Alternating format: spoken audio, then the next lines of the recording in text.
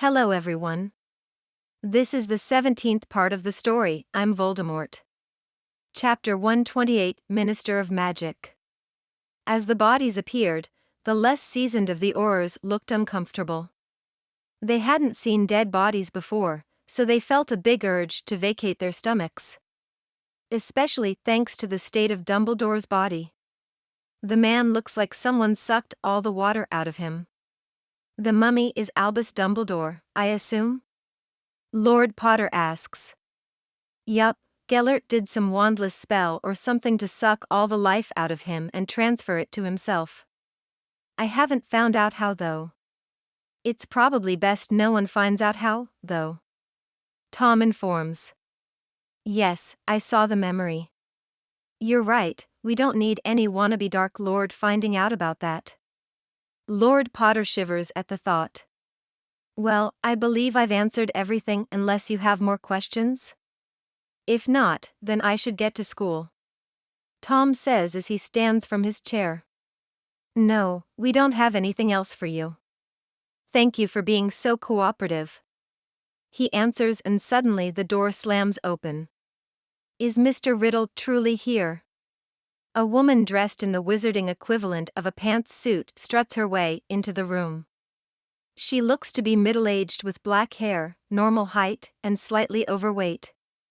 Behind her are two tough-looking bodyguards. They're dressed similarly to Aurors and keep scanning the area for any threats. Yes, ma'am. He was just about to leave. Lord Potter answers and gestures over to Tom. As the woman's head turns and locks onto Tom, she darts forward and grabs his hand, shaking it rather forcefully. Hello, I'm Hortensia Millifoot, the Minister of Magic. She gives his hand one final shake and lets go. I just wanted to come and thank you in person for all that you've done. You're welcome. I'm Tom Riddle, but you already know that. Tom says politely as he eyes her cautiously. She's either really here to thank me, or she wants me to support her for re-election. Yes, of course, I know. Everyone knows who you are now, don't they? Although, I didn't expect you to be so young. I may have built up your image in my mind a bit. She confesses with a smile on her face. I hope the real thing doesn't disappoint. Tom jokes. No, of course not. It's just hard to picture someone so young killing a man like Gellert Grindelwald. She says his name with a hint of fear in her voice. Do you know that I've actually met him before? Oh really? How did that go? Tom continues his small talk happily, but inside he's trying to find an excuse to leave. He wanted me to join him and give him control of the ministry. Can you believe the gall of that man?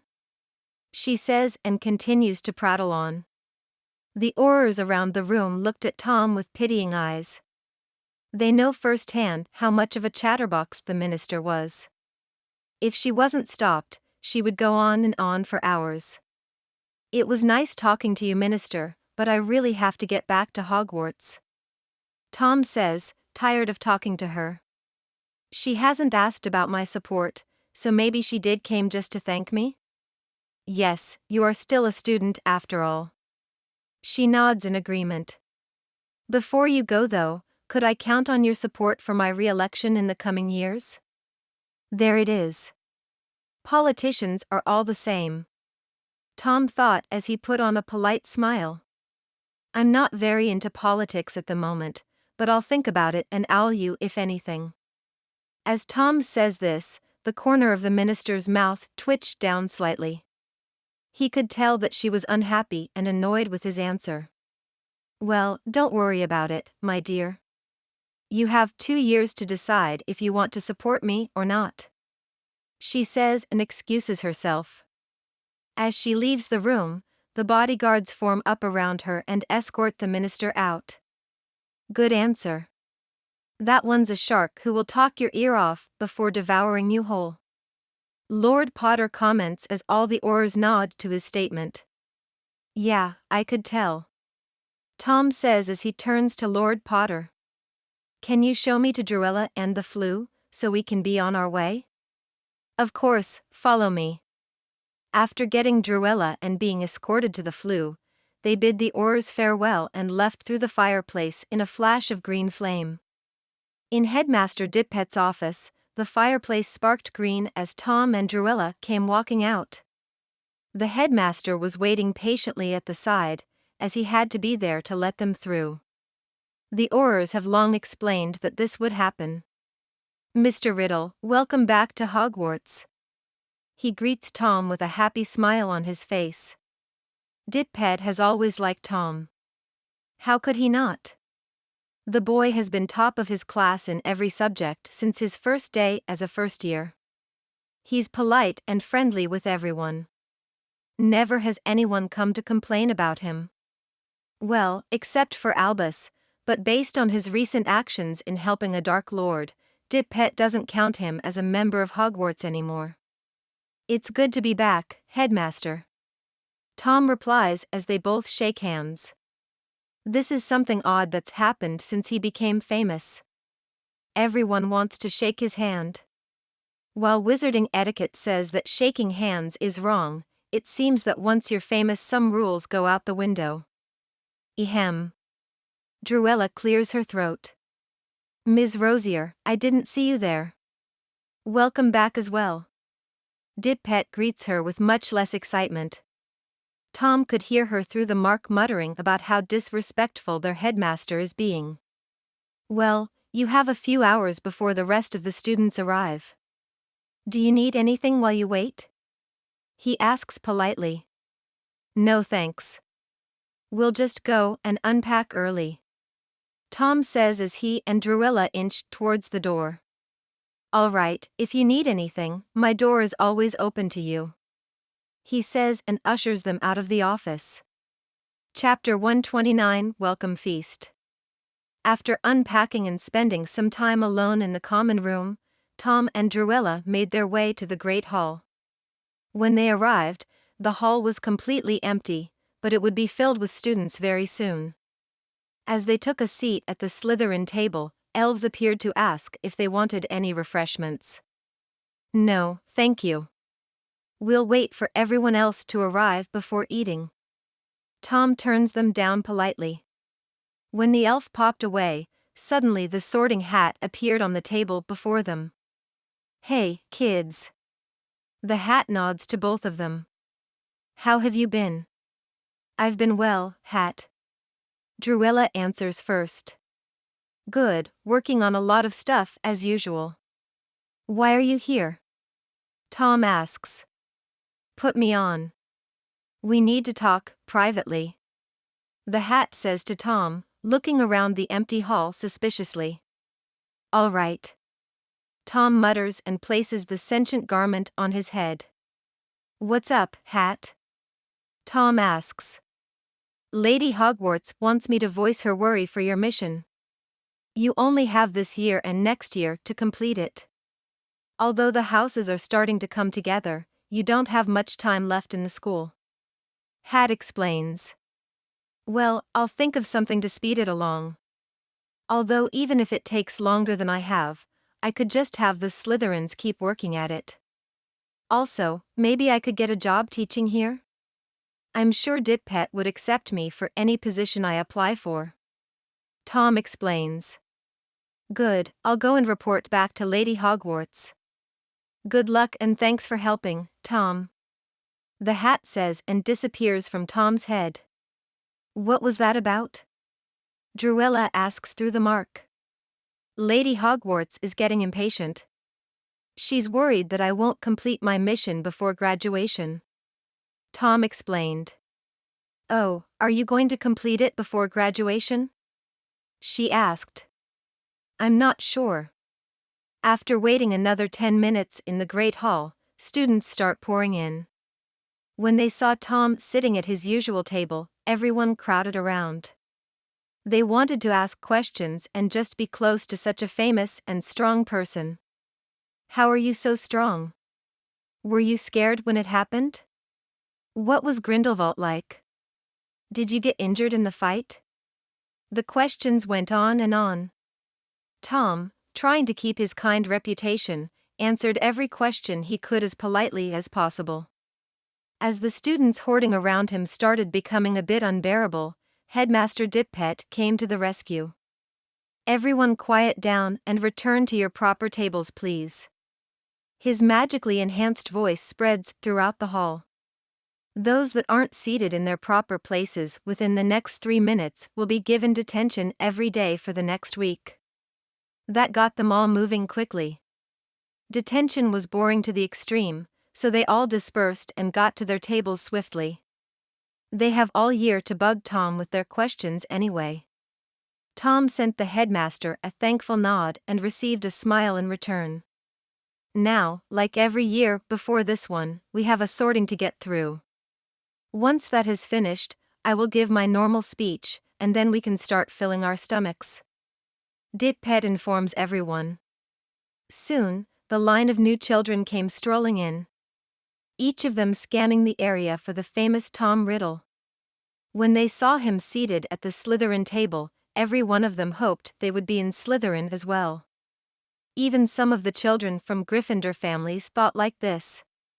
The sorting came and went with another song from the hat. None of the new first years were anyone of importance. This year has to be a new record though. Usually, Slytherin is known as the pompous house of purebloods and doesn't get that many first years as the rest. Though, this year seems to be different. About half of all the first years were sorted into Slytherin, which is perfect for Tom. More first years means more followers down the line. When the sorting came to a close, Headmaster Dip-Pet stood from his chair to address the students. "New and old students, welcome or welcome back to Hogwarts. This year is a special one, as we have an honored student returning for his 6th year. Let's all give a round of applause to the student that single-handedly took down the Dark Lord, Gellert Grindelwald." He spoke excitedly as the whole room filled with cheer and applause, even from the Gryffindor table. Once everyone calmed down, he spoke again. "All right, I know everyone is excited about Mr. Riddle being here, but please try to treat him as you did last year. Although he may be very famous now, he's still here to complete his studies like the rest of you. Try not to bombard him again as you did when you arrived. Does everyone understand?" He calls out and everyone reluctantly voices their agreement. After that, the headmaster went on to explain the normal rules. Then the feast appeared on the long tables, as usual, shocking the first years.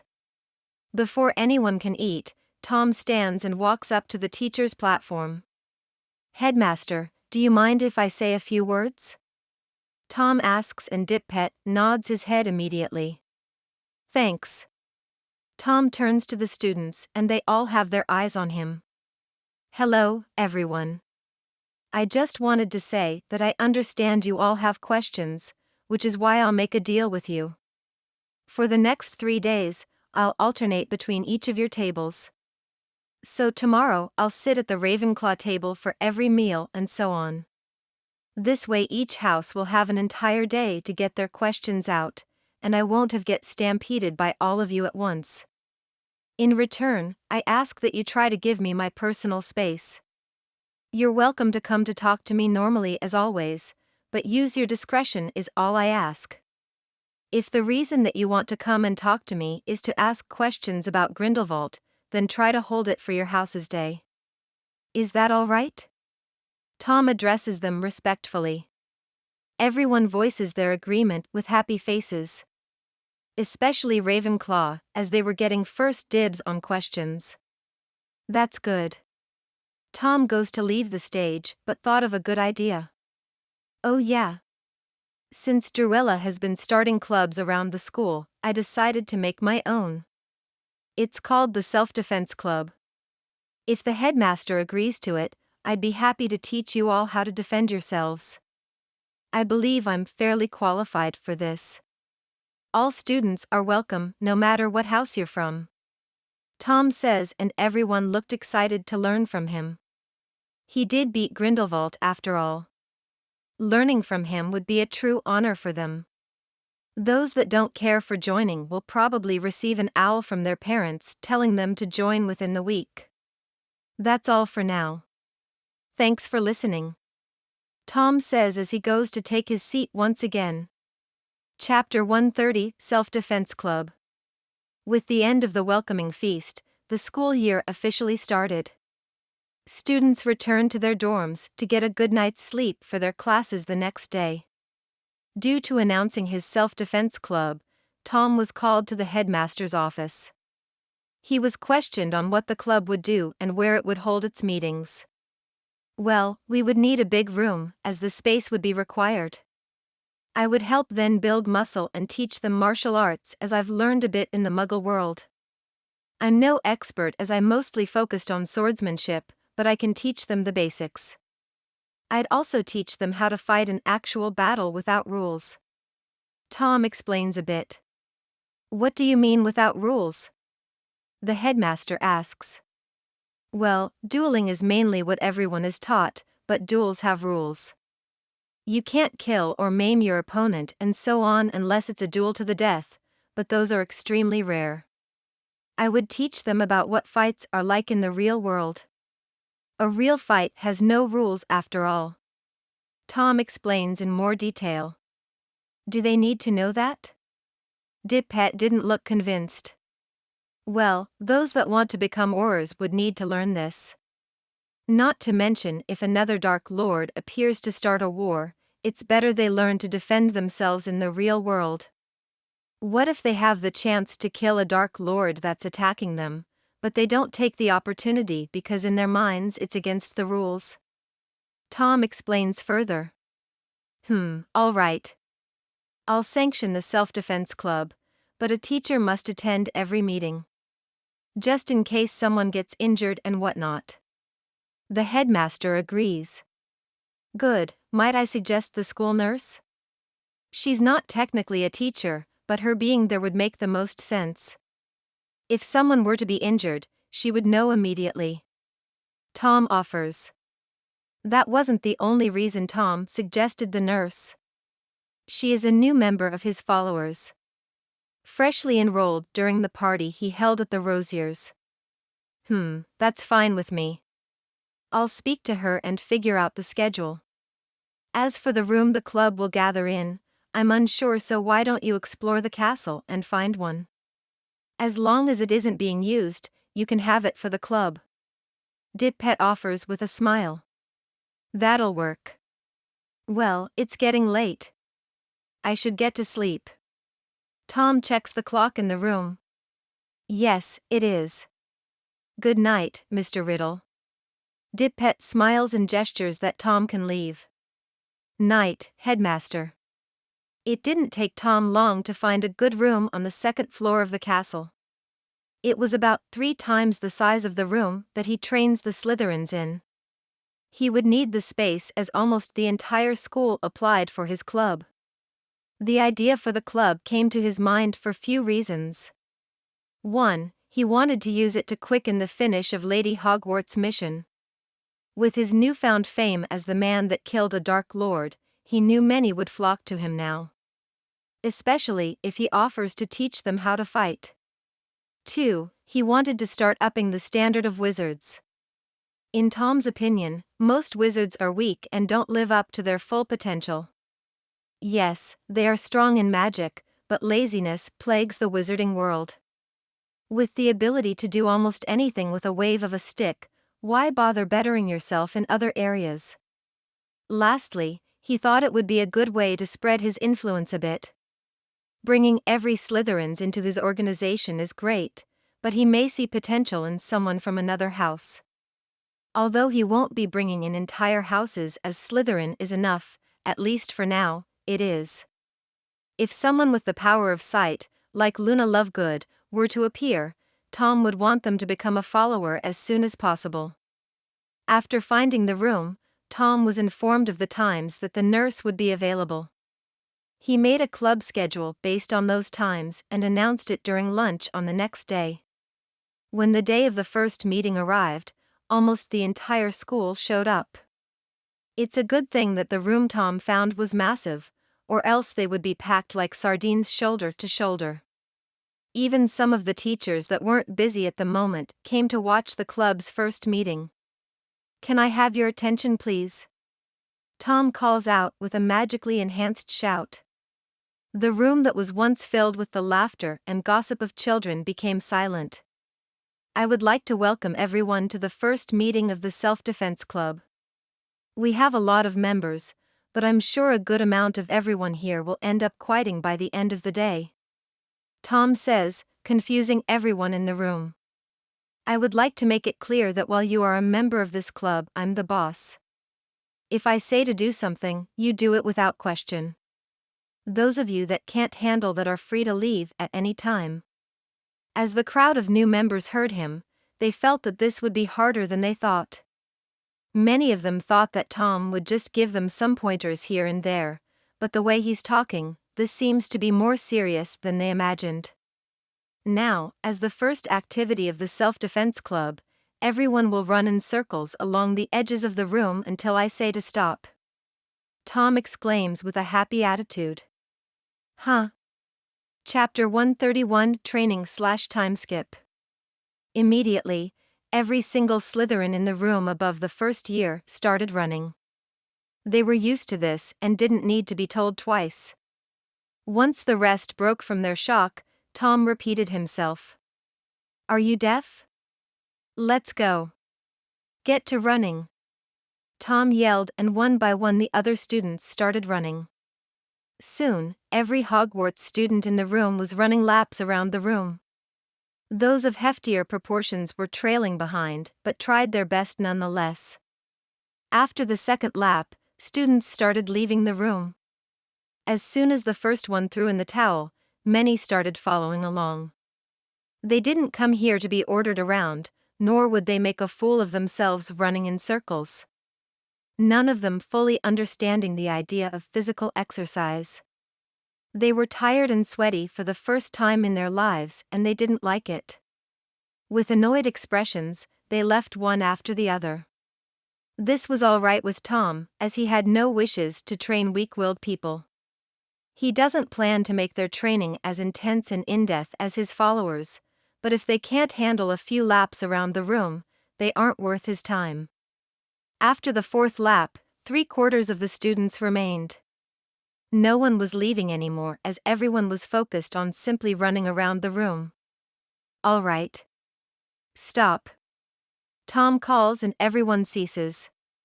Most of the students stopped in their tracks and sat on the floor, relaxing their tired muscles. Others, like the overweight children, collapsed on the floor, heaving for air. "We will start every meeting with a run like this.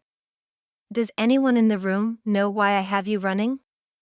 Tom asks, and a Muggleborn raises her hand. "Yes. To build stamina and have a healthy body?" she says. "Exactly. Many of you that were born in the wizarding world may not understand, but exercising our bodies is something crucial. Especially if you want to go into a physically demanding profession. If you want to be an Auror, exercise is something that could very well save your life one day. Imagine a killing curse being fired at you. You have no cover and you don't have your wand. How do you survive?" Tom asks, and the same Muggleborn girl answers. "Dodging it." She enthusiastically answers. "Precisely, but if you aren't agile enough, you will get hit and you will die." Tom voices seriously. Everyone in the room looks scared, as many of them wanted to be Aurors. They wanted to fight Dark Lords and be the heroes of the wizarding world. Almost all of them have done 0 exercises to prepare for that though. This is why we will be building up your bodies from now on. Before we even get into any types of magic lessons, you will all work hard on exercising until I see a good improvement. Tom explains.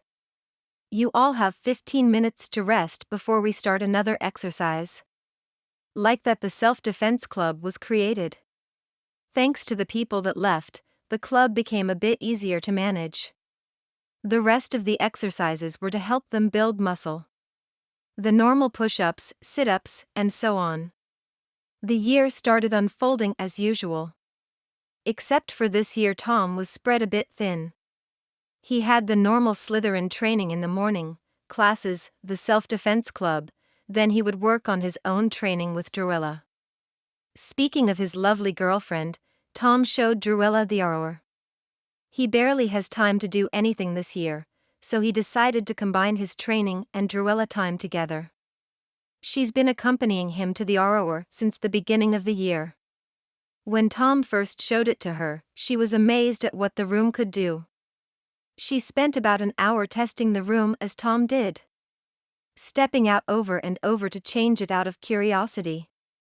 Since Tom has been working on wandless magic, Drusilla wanted to practice it as well.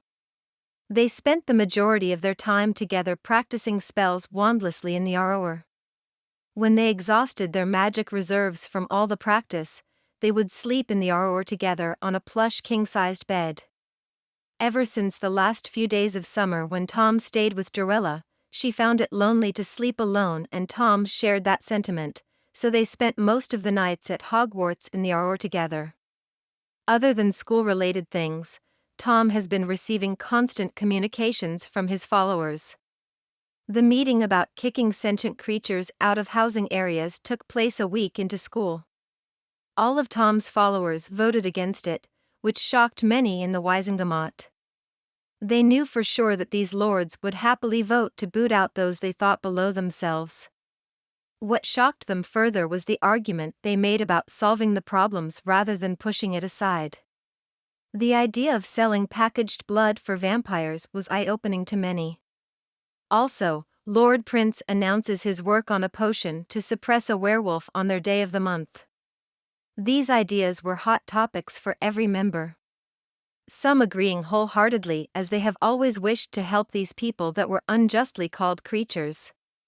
They saw vampirism and the wolf curse as a sickness, which can be either treated, cured, or lived with under certain conditions.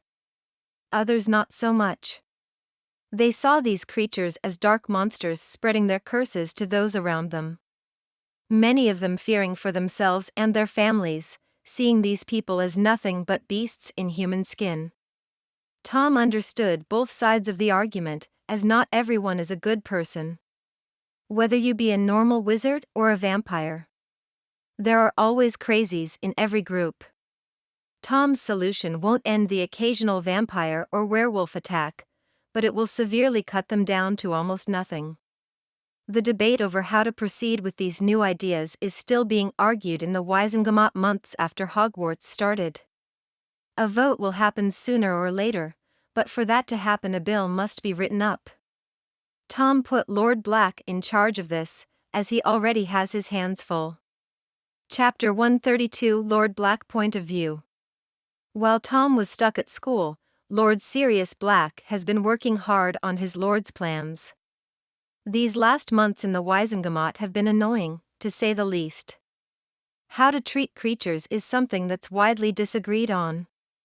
No matter what side of the political spectrum a wizard is on, everyone's opinion on how to deal with the sentient creature population is different.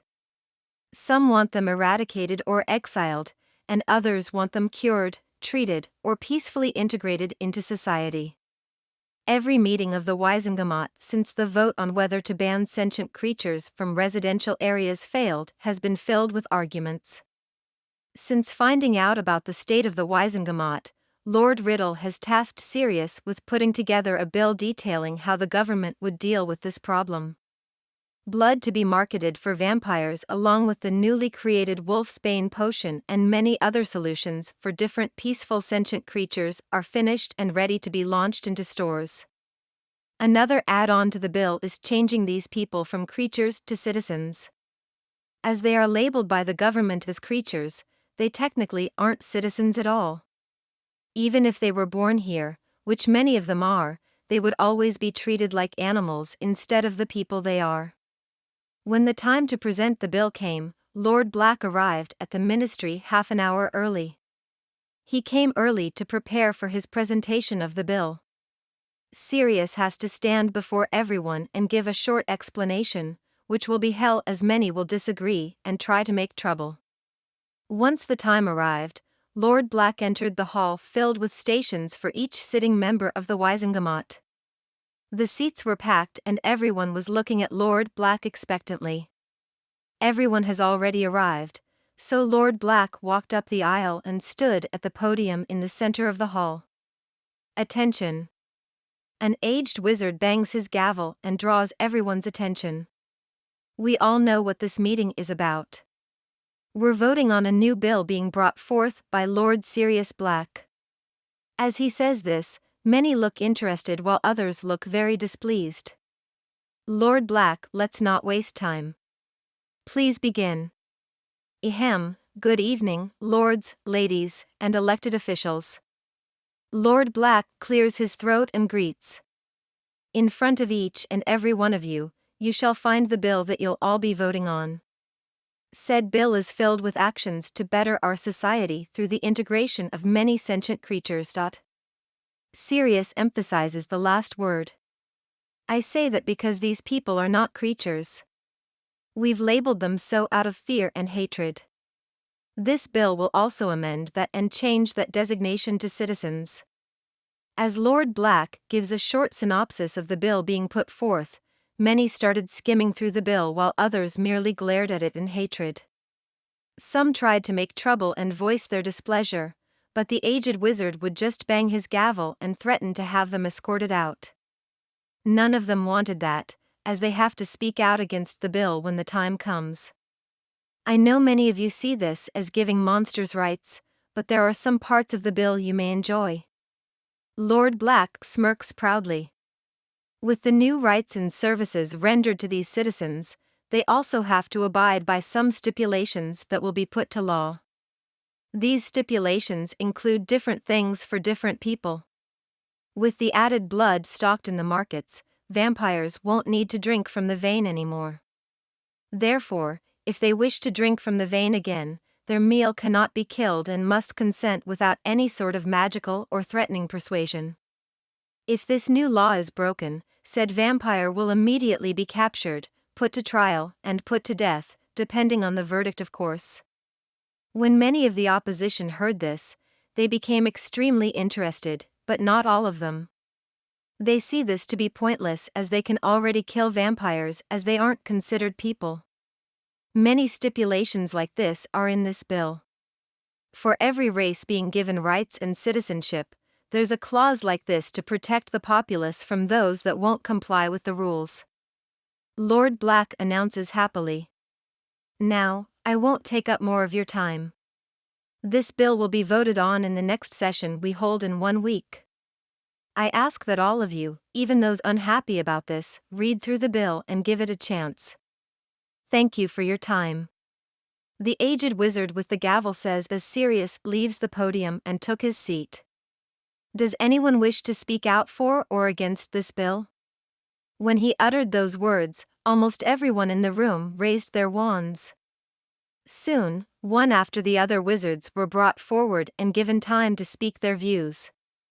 Tom's followers sat back and watched as people spoke racist remarks about every sentient creature under the sun. What's funny to many of them is these people mostly belong to the light-sided politicians and lords. Although they like to speak about helping everyone and ending the dark side's racism against muggles, they themselves will stand before their peers and spew venomous hatred towards different groups of people. Tom's followers may feel what they say is right, but that doesn't mean they aren't enjoying the high road for once. Many of them were given time to speak as well and had the distinct pleasure of looking down on these light-sided individuals. I can't believe such racism is allowed to be spoken in this hallowed hall. These are people we're talking about. Flesh and blood like you and I. What horrible behavior. We shouldn't be shunning these people. They are valued members of our society. Every one of Tom's followers took great pleasure in throwing the light side's words right back in their faces. That concludes this week's session of the Wizengamot. We will vote on Lord Black's bill in the next session. Good night all. This marks the end of part 8 of the story I'm Voldemort. Thank you for listening. Please like and subscribe the video to listen more. Hit the bell icon to get notified of all the new content uploaded to the channel ASAP.